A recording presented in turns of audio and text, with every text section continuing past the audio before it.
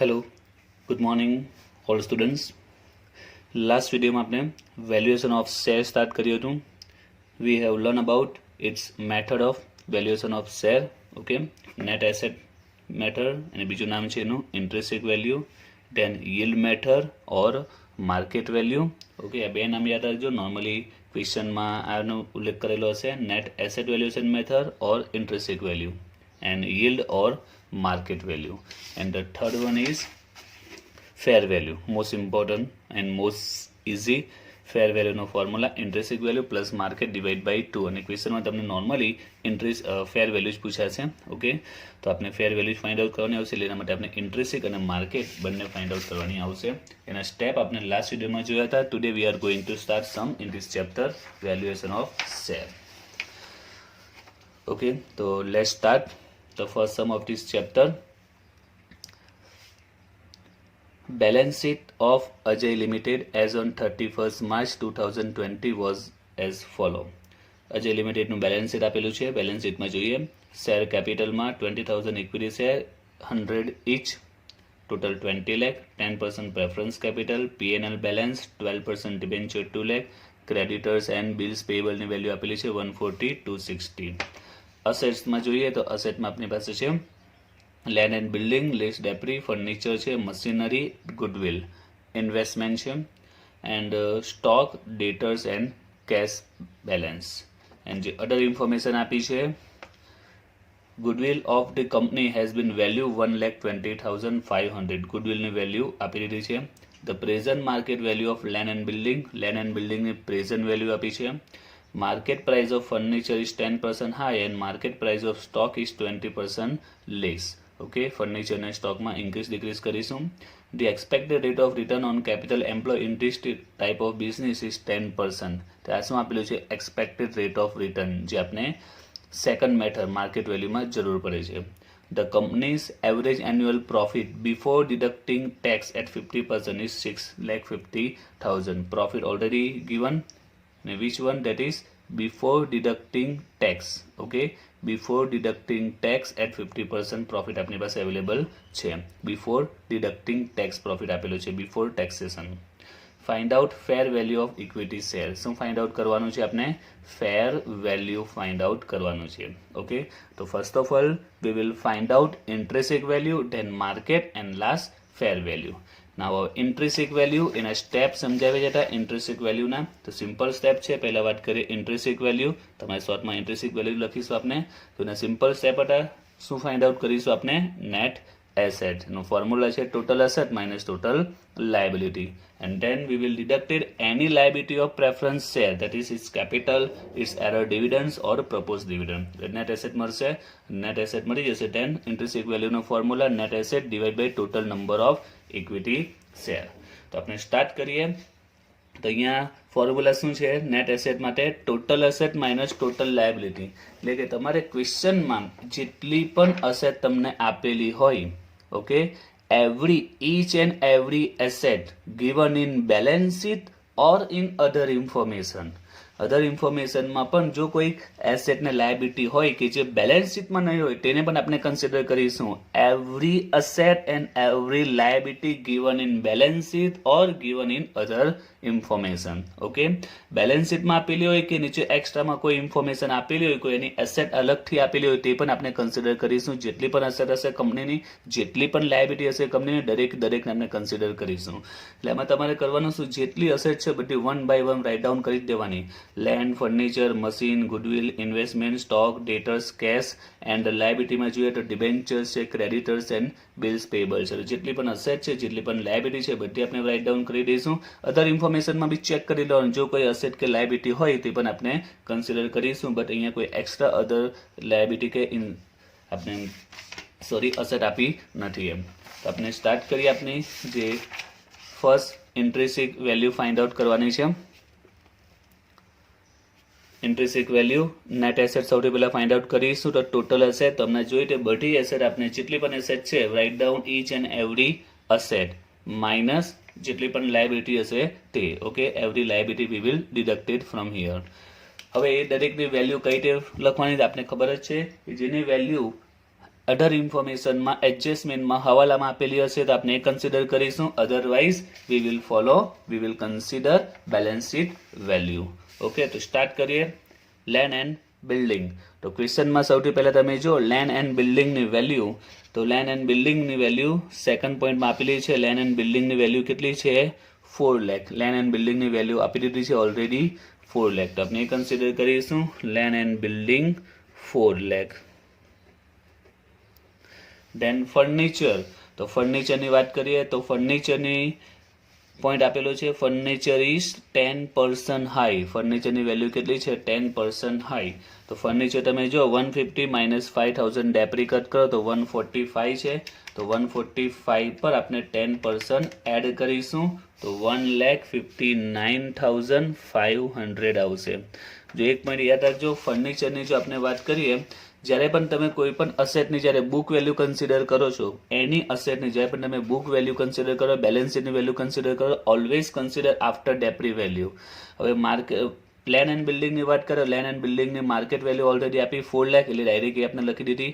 ફર્નિચરમાં 10% high કરવાના છે, તો ફર્નિચર તમે જો તો 150 આપેલું, લેસ ડેપ્રી આપેલું છે, તો always consider value after depre. Okay, always કઈ વેલ્યુ કન્સિડર કરીશું? આફ્ટર ડેપ્રી, એટલે 145માં 10% એડ કરીશું. દેન મશીનરી. તો મશીનરી વિશે કોઈ ઇન્ફોર્મેશન નથી આપી, તો આપણે કઈ વેલ્યુ જોઈશું? મશીનરીની આપણે 9,50,000 એ વેલ્યુ કન્સિડર કરીશું.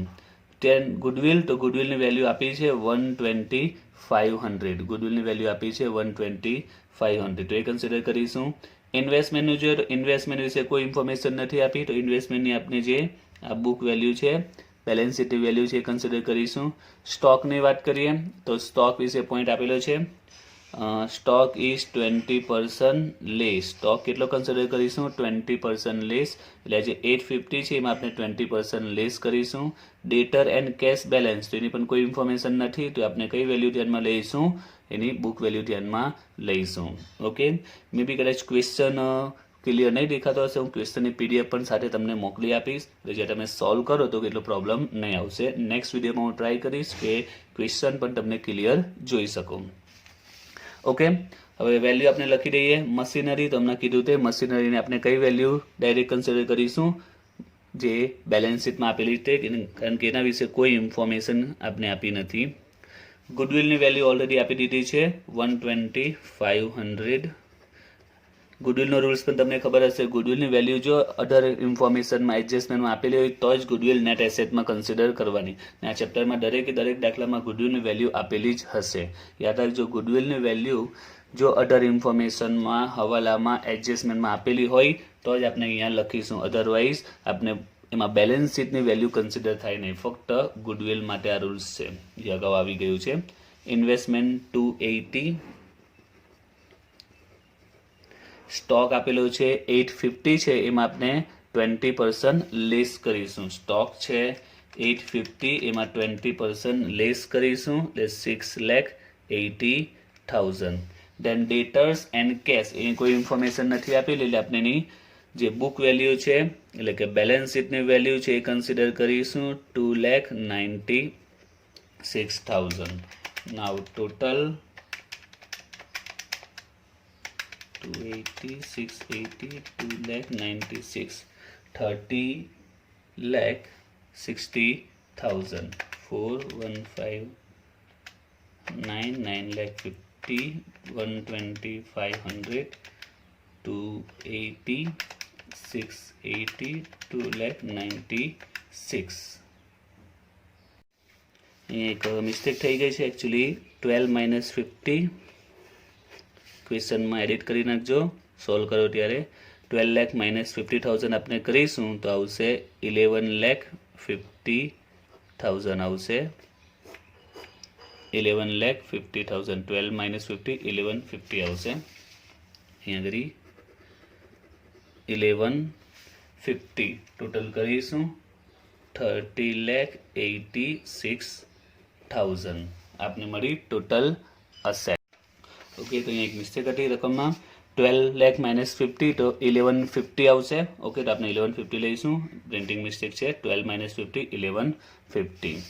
નાવ લાયબિલિટીઝ. તો કઈ લાયબિલિટીઝ છે? Debenture, creditors and bills payable, જે ઓલરેડી આપેલી જ છે. ઓકે, એના વિશે કોઈ પોઈન્ટ છે જ નહીં. અધર ઇન્ફોર્મેશનમાં ડાયરેક્ટ આ જ વેલ્યુ આપણે કન્સિડર કરીશું. 2,140 and 260. 2,140 and 160. તો 30,86,000 માંથી આપણે કટ કરીશું તો આન્સર આવશે 2,60,000 છે. Bills payable 260. 30,86,000 minus 2,140, 260. 24,86,000 જે કહેવાશે નેટ અસેટ.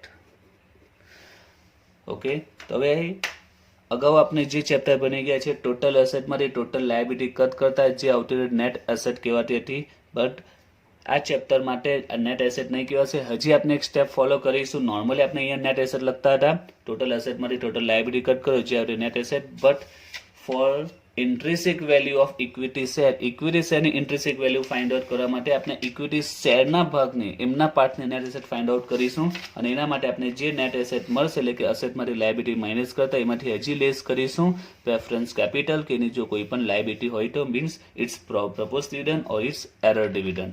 તો ક્વેશ્ચનમાં જોઈએ આપણે ડિવિડન્ડ વિશે તો કોઈ ઇન્ફોર્મેશન જોવા નથી મળી, but preference capital already given in balance sheet, so we will deducted it from this net asset. means જે 5 લાખ પ્રેફરન્સ કેપિટલ આપેલી છે એને આપણે અહીંયા લેસ કરીશું. તો લેસ પ્રેફરન્સ કેપિટલ 5 લાખ એટલે આપણે એકચ્યુઅલમાં જે નેટ એસેટ આવી તે કેટલી આવશે 19,60,000. આ આપની કહેવાશે finally net asset for equity share holder. Okay, આ બતાવવું જરૂર નથી, જસ્ટ ફોર નોલેજ.